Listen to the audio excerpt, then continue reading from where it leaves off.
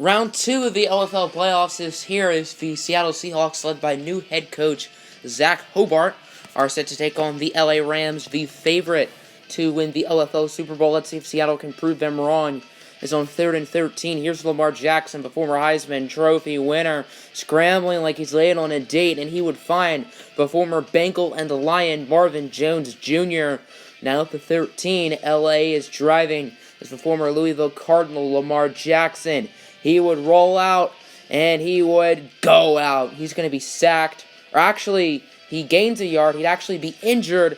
However, he would be able to return a couple plays later, so a huge break for the Rams. And then on 1st and goal, Jackson running with it. Jackson sacked by Jerry Hughes, former TCU Horned Frog. 2nd and goal.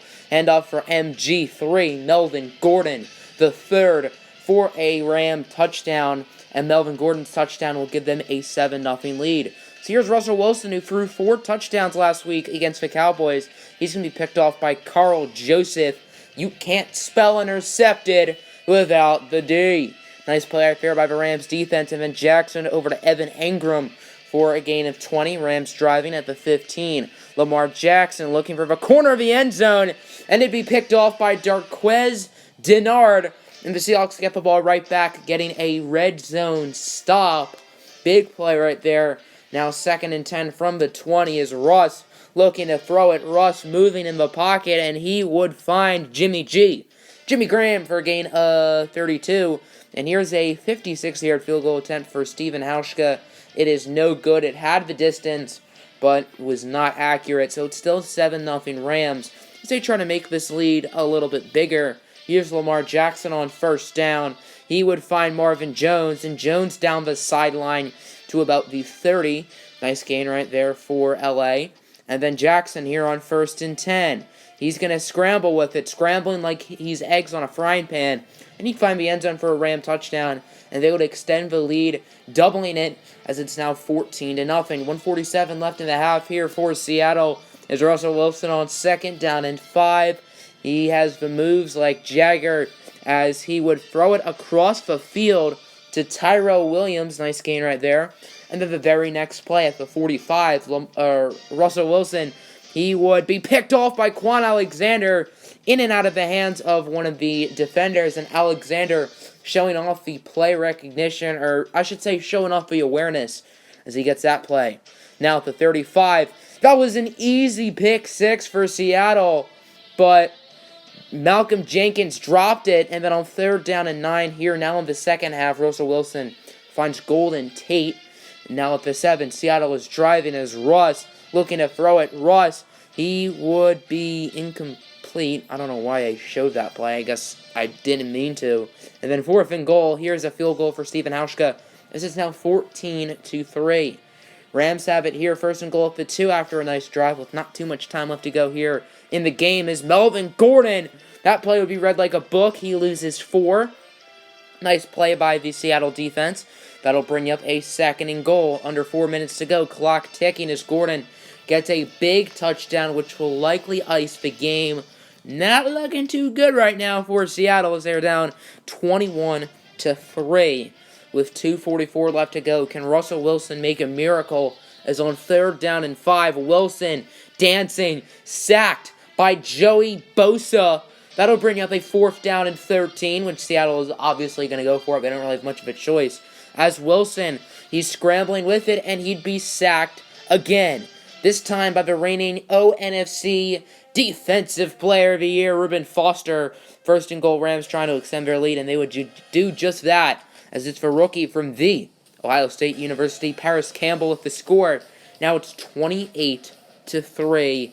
Rams have this one locked up. Seattle trying to get the courtesy touchdown as it's for Jimmy Graham, but not enough as the Seattle Seahawks have been eliminated by a score of 28-10. Good win to start off the playoffs against Dallas, but they could not get 2, and the Rams are moving on to the conference championship as the Rams were just the better team on both sides of the ball, just more dominant. Lamar Jackson had a really good game. Russell Wilson was not too great himself. So now on to the ONFC Divisional playoff between the Jaguars, led by new coach Big Oofus, taking on the Cleveland Browns.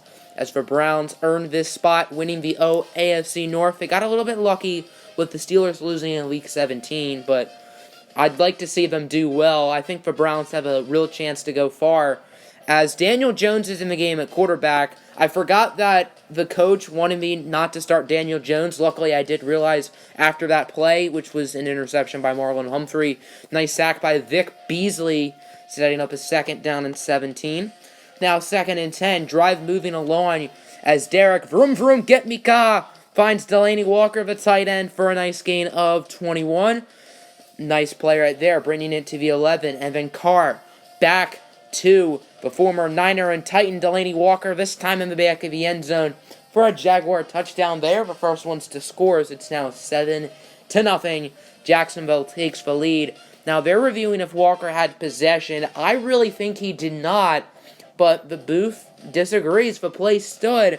I thought that was a bad angle, so we can look at it here, and it's awfully close, as it's now 7-0. Jaguars have the lead. So on 2nd and 2, Average Joe is in the game. Joe Flacco, he's going to be brought down by Terrell Basham, former Ohio Bobcat, setting up a 3rd down and 10. This is pretty much an identical pass to the one Daniel Jones threw earlier.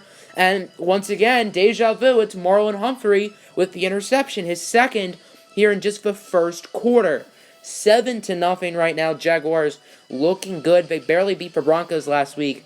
They were actually the only home team to win in the wild card round, as Jay Ajayi loses 3, courteous of the former New York Giant and New Orleans Saint Dalvin Tomlinson. Now 3rd and 4. Carr up the middle just a little for the speedy Mike Wallace, who gains 25, bringing it to the 6. Now let's start off the second quarter. Jaguars trying to extend their lead, and that they would just do, as it's Bruce Ellington who had quite the game. It's now 14-0. Jacksonville has the lead. Here's Joe Flacco, the former Super Bowl champion in Baltimore, finds Martavis Where's the Weed Bryant for a nice gain of 21. The first completion of the day for the Browns, and then Chandler Catanzaro would hit the field goal. So it's 14-3. Browns making this one just a tad bit closer, but the Jaguars still in a prime position, as on 1st down, Derek Carr looking to throw it. Carr, he would go deep down the field for Bruce Ellington once again, bringing it to the 25. And then on 1st down, Carr, the very next play, he'd be picked off. You can't spell intercepted. Say it with me, kids, without the D. That's Akello Witherspoon making the play, bringing it to the 19. Big turnover right there, but the Browns couldn't do anything with it. So Jaguars have it, still 14-3, 2.5 minutes left in the half, as there's Kenny Stills for a gain of 21, bringing it to the 41-yard line. Now at the 46, it's 2nd down and 5, as Carr over to Theo Riddick, and that play was ridiculous, as Riddick loses a yard, courteous of Dakota Watson.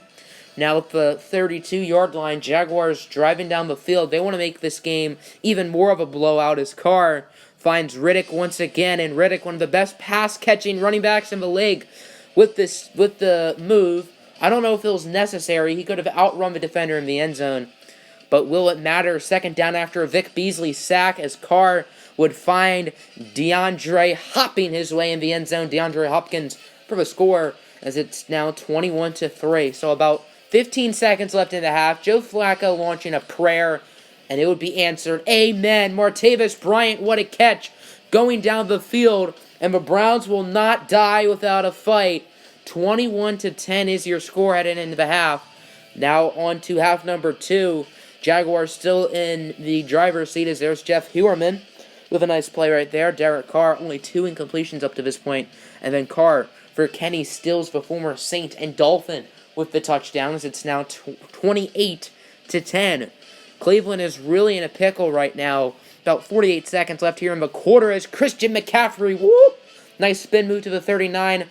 That was his final carry of the game. He only had 5, as the Browns just did not run the ball today for whatever reason.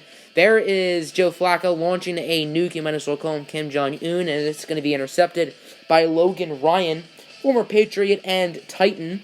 So now let's enter the fourth quarter, 2nd and 12. Carr fakes the sack. Carr launching a bomb down the field, and Bruce Ellington is the one who makes the catch. Spent some time in Detroit. That's really his only NFL experience before the OFL. And then 4th and 7 with About 4.5 minutes left to go in the quarter. Jaguars make the field goal, so it's now a 21-point game. It was already a 3-possession game before the kick. So 4th and 7, Browns going for it. This game is pretty much in the bag, but they're still going to put up a fight as Flacco over to Marquise Lee, and the drive would stay alive to the 40. Former Trojan, and he used to play for these Jaguars as Lee tried to get his revenge, and obviously that didn't really happen. As to end the game, there's Crevon LeBlanc picking the ball off in the back of the end zone. And that is all she wrote, folks, as the Jaguars get the road win by a score of 31-10. They are advancing to the AFC Championship, and the Browns exit the playoffs empty-handed. So Derek Carr absolutely went off. I'm still trying to adjust the sliders, and both CPU teams ended up winning in blowouts. So I'm still working on it, but hopefully the conference championships will be a little bit more closer because neither of these games were really exciting per se. So let's go find out what happened in the rest of the OFL. The Chiefs just hired a new coach, DeMarcus Johnson, and they end up getting the win over the Pittsburgh Steelers. So the defending champions are now eliminated. Meg game from Aaron Rodgers. Only 1.9 yards of carry for Daddy Carry-On, as he was not really too impactful, but the Chiefs still got the win anyway, as they will be hosting Jacksonville in the AFC Championship. 3-seeded Jacksonville at 1-seeded KC, and then C, no force win. Also, it says I did not play the Seahawks-Rams game, even though we obviously did. But I promise this is not a force win. 35-0. The Saints absolutely destroy the Falcons. Jacoby Brissett with 2 good playoff games, so that leads to the question. Stick with Brissett or go with Dwayne Haskins, who's now healthy after being out since Week 11.